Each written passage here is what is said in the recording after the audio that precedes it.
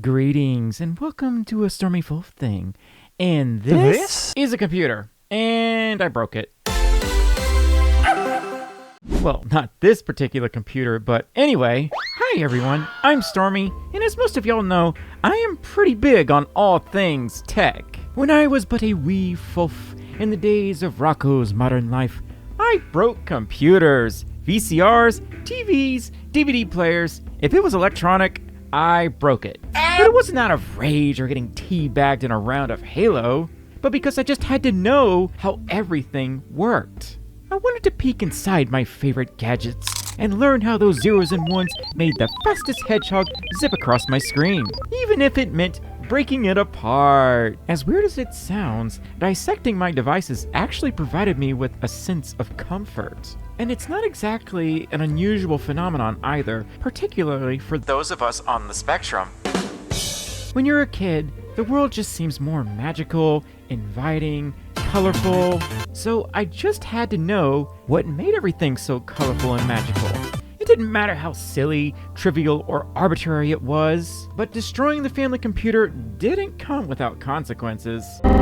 You see, the 90s were a time where computers were considered luxury items, and your Apple iPhone wouldn't spawn into existence until the next decade.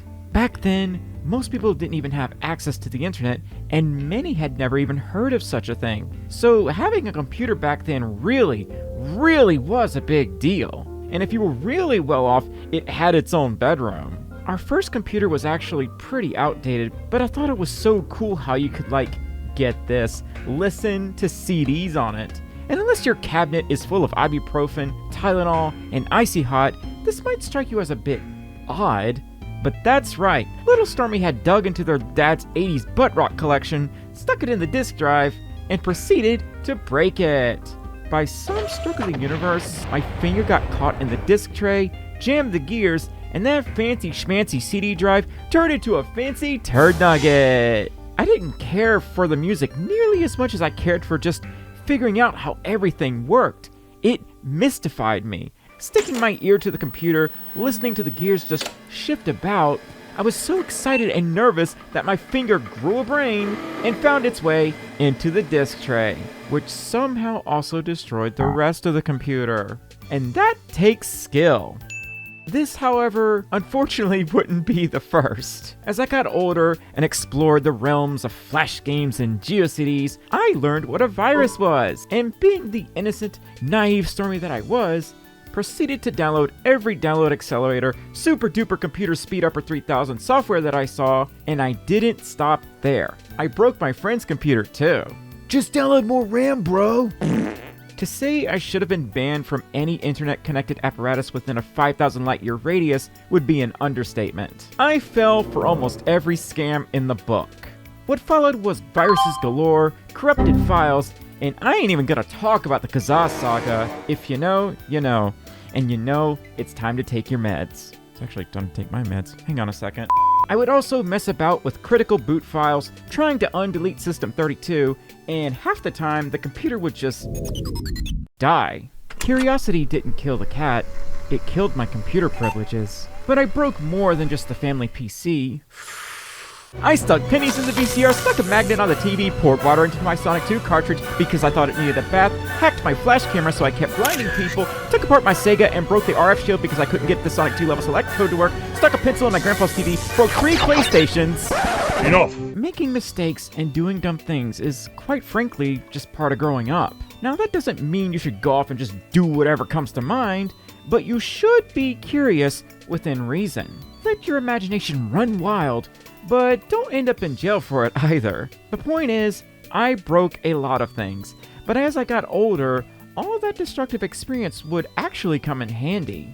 Everything I learned through my many years of exploding wireless routers eventually led me to doing things like building my very own computer, being everyone's technical support.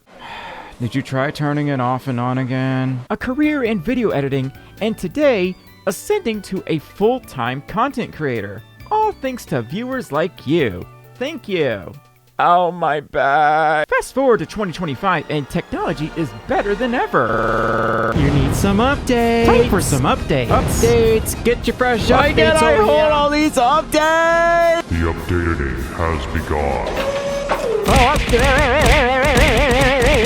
The updates will continue until morale improves. Ooh, this update is extra spicy. You're gonna take this update. And you're gonna like it! Why is Monster Hunter 135 gigabytes?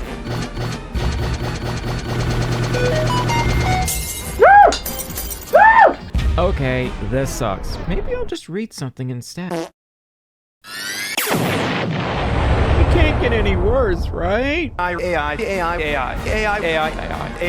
future is now, old man. Saving the cloud today. You can access your documents anywhere at any time and...